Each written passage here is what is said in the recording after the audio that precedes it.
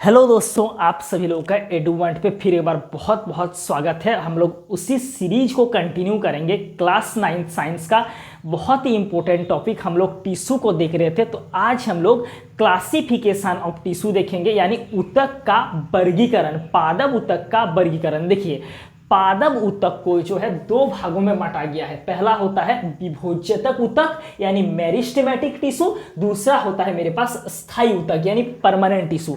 ये जो वर्ड है मेरिस्टेम, ये मेरिस्टेम ग्रीक भाषा का एक शब्द है। इसका मतलब होता है टू डिवाइड यानी विभाजित करने वाला। तो जो विभोज्यतक ऊतक है ये कंटिन्यूअसली डिवाइड करते रहता है, और दूसरा है मेरे पास परमानेंट ऊतक यानी जो विभाजन करने की, डिवाइड करने की क्षमता को खो देते हैं।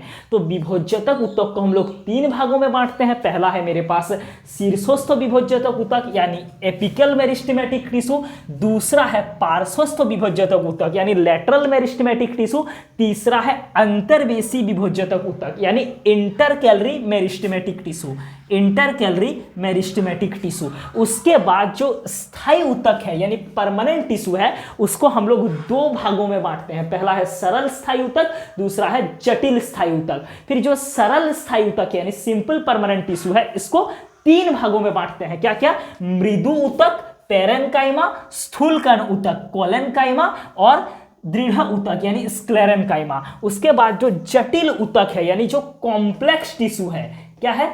कॉम्प्लेक्स टिश्यू है, इसको हम लोग दो पार्ट में बांटते हैं। एक है जाइलम, दूसरा है फ्लोएम। तो ये